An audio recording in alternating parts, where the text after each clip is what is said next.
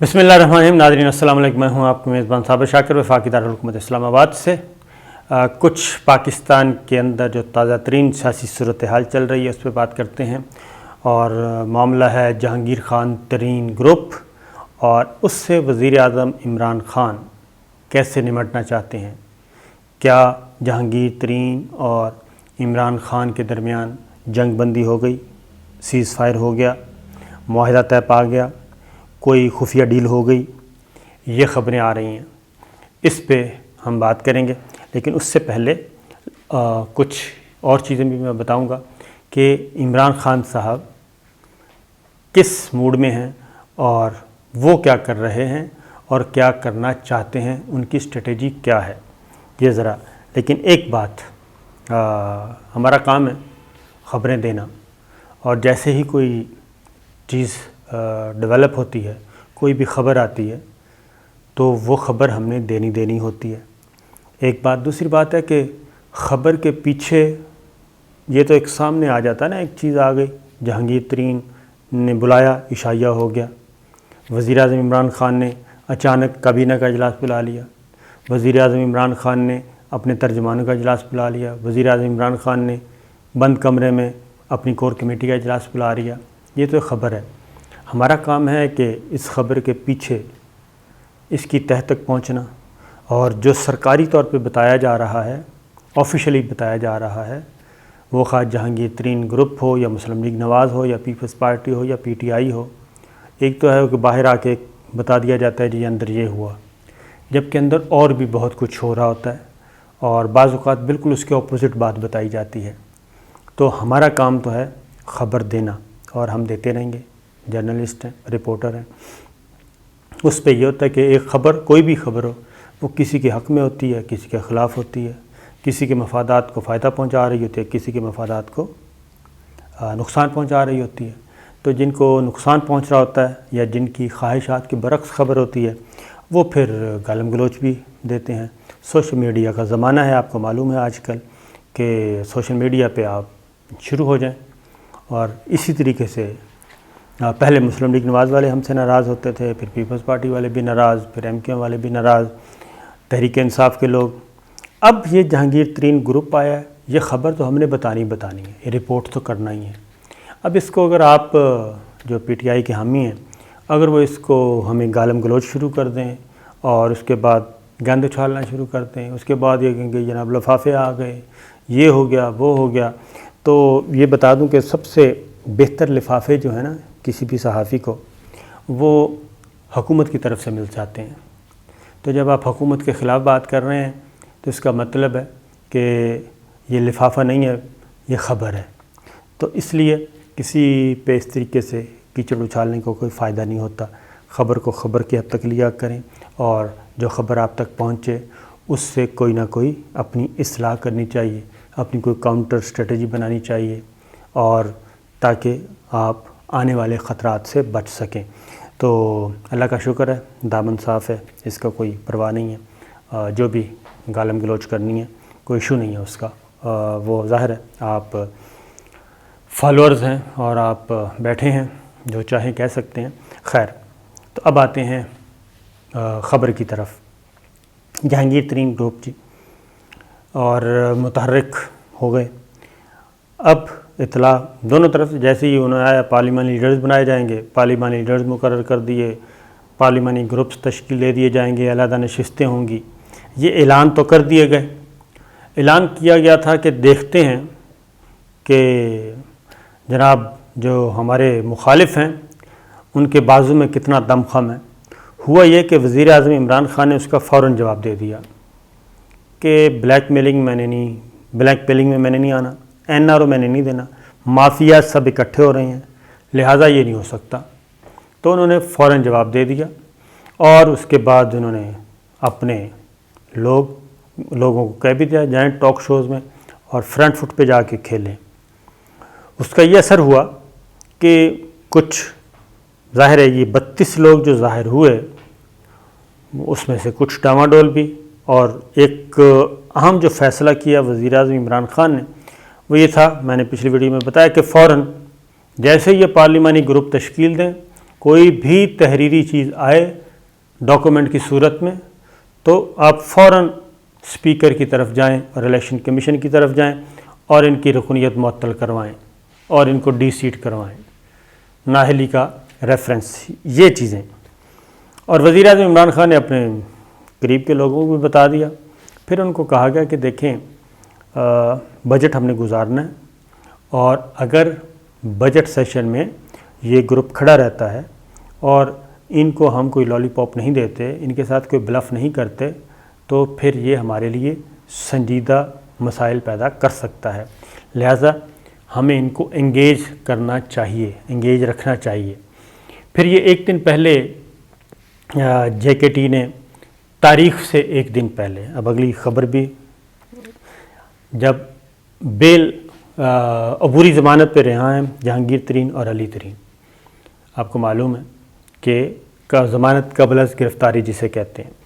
وہ ایکسٹینڈ ہو رہی ہے آہستہ آہستہ، باری باری، تو یہ چیزیں چل رہی ہیں۔ تو ان کو کہیں سے خطرہ تھا، اطلاع ملی کہ ہو سکتا ہے کہ ایف آئی اے بھرپور مخالفت کرے اور جہانگیر ترین کو گرفتار کر لیا جائے اور علی ترین ان کے بیٹے کو گرفتار کر لیا جائے، لہٰذا ایک دن پہلے انہوں نے اپنا اجلاس بلایا اور اجلاس بلا کے اپنی سیاسی قوت شو کی اور سخت میسیج دیا، اور اس میسیج کا اثر یہ ہوا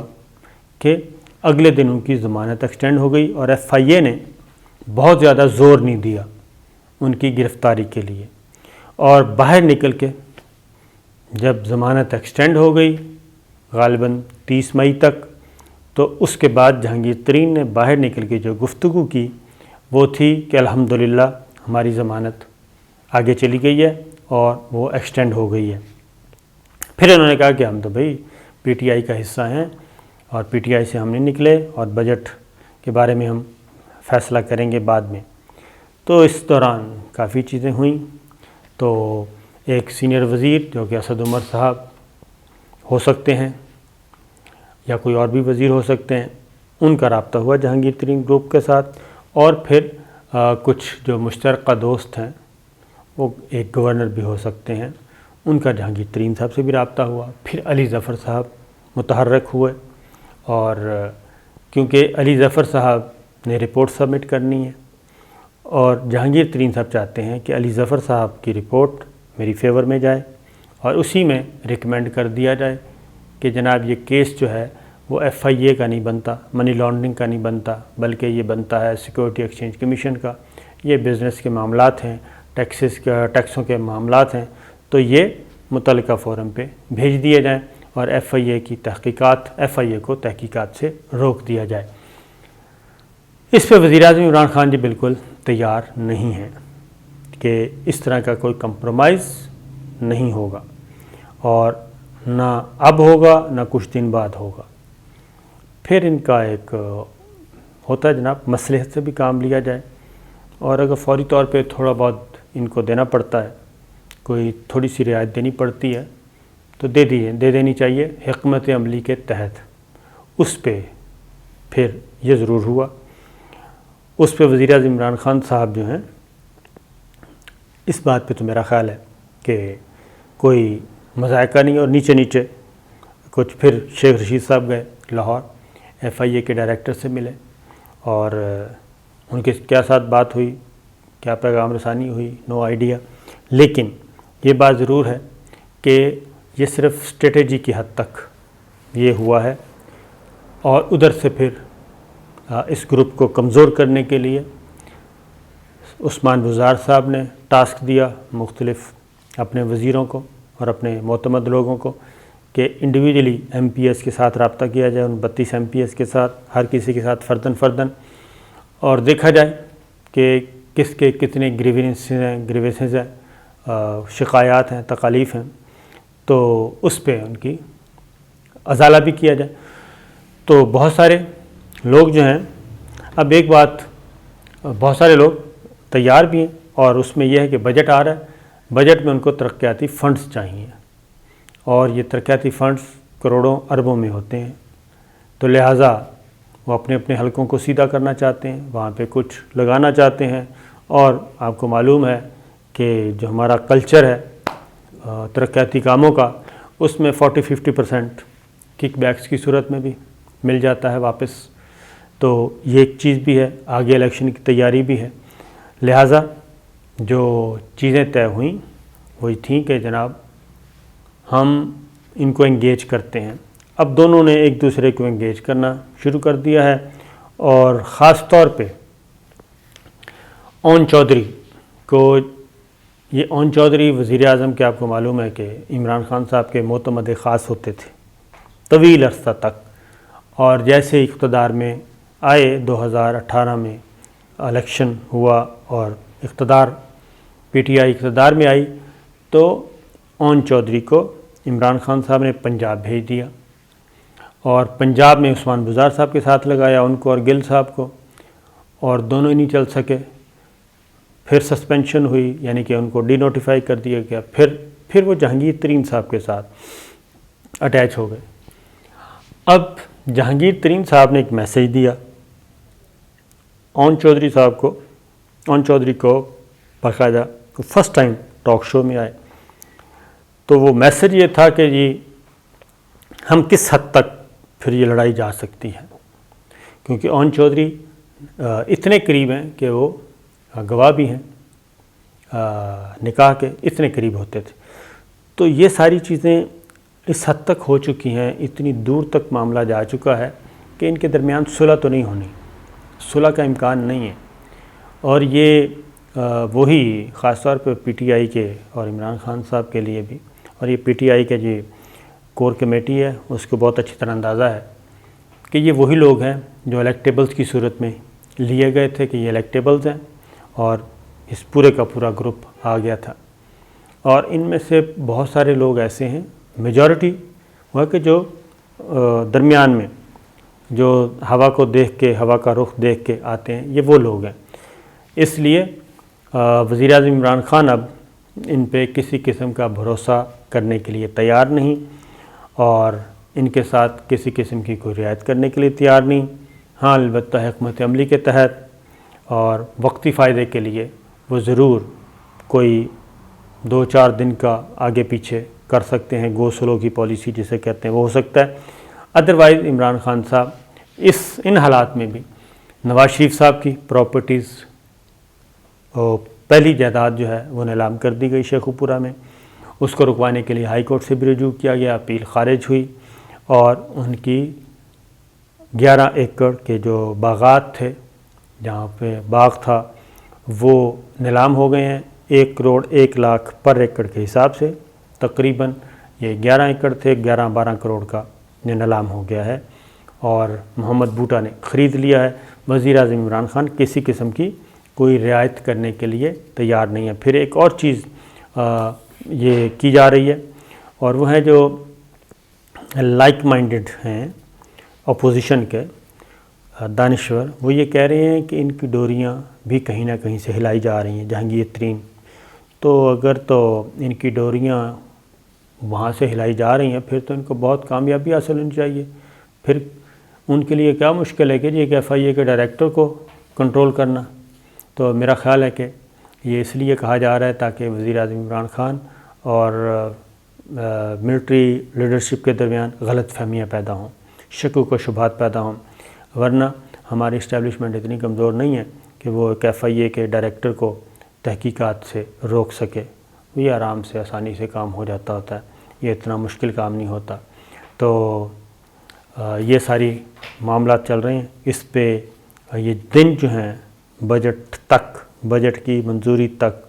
ایسے دن ہیں خاص طور پہ حکومت کے لیے، حکمراں جماعت کے لیے پھونک کر قدم رکھنا ہوگا، ورنہ معاملات کسی طرف بھی جا سکتے ہیں. اور اگر درجہ حرارت کو بڑھایا گیا جیسا کہ فیصل واڈا صاحب نے کہا کہ ایک SHO کی مار ہے، تو پھر وہ کیا کہنا چاہیے، جلتی پر تیل کا کام ہو سکتا ہے. دوسری جانب ایک اور خبر بھی، وہ بھی میں آپ کو بتا دوں کہ چودھری نثار علی خان صاحب MPA منتخب ہوئے تھے اور انہوں نے حلف نہیں لیا تھا. وہ حلف اٹھانے جا رہے ہیں، 24 مئی کی اطلاع ہے، اور اس کو بھی جوڑا جا رہا ہے کہ بہت بڑی ڈیولپمنٹ ہونے والی ہے۔ تو جو ابھی تک کی اطلاع ہے وہ ہے کہ ایک آرڈیننس آنا ہے اسحاق ڈار صاحب کے لیے، وہ تیار کیا گیا کیونکہ وہ سینیٹر ہیں، اوتھ انہوں نے لیا نہیں، حلف نہیں اٹھایا، سیٹ انہوں نے روکی ہوئی ہے، مسلسل غیر حاضر ہیں، پہلے سے قوانین موجود نہیں ہیں اس طرح کی صورتحال سے نمٹنے کے لیے، لہٰذا گورنمنٹ نے فیصلہ کیا کہ ایک آرڈیننس لایا جائے کہ جو 6 مہینے تک حلف نہیں اٹھاتا وہ ڈی سیٹ تصور ہوگا اور اس کے بعد نیا الیکشن کروایا جائے گا۔ اسحاق ڈار صاحب اس کی زد میں آئیں گے، ان کو فارغ کیا جائے گا، ان کی جگہ پہ شوکت ترین صاحب کو سینیٹر پنجاب سے منتخب کروایا جائے گا اور وہ وزیر خزانہ بن جائیں گے، جو حفیظ شیخ صاحب کے لیے چیزیں سیٹ کی گئی تھیں۔ تو یہ کیا جا رہا ہے۔ اس کے علاوہ اگر وہ آرڈیننس آ جاتا ہے، آرڈیننس 2 ہفتے پہلے آنا تھا، اس کو روکا گیا، اگر وہ آرڈیننس آ گیا تو چودھری نثار علی خان صاحب بھی اس کی زد میں آئیں گے اور چودھری نثار صاحب بھی نشانہ بن سکتے ہیں اور ان کی سیٹ بھی ضائع ہو سکتی ہے، لہٰذا فی الحال تو وہ یہ کر رہے ہیں۔ اس کی وجہ یہ ہے، اس کی وجہ کیا ہے یہ پھر انشاءاللہ ویڈیو لمبی ہو رہی ہے، اگلی ویڈیو میں آپ کو بتاؤں گا کیا چیز ہے۔ اجازت دیجیے، اللہ حافظ۔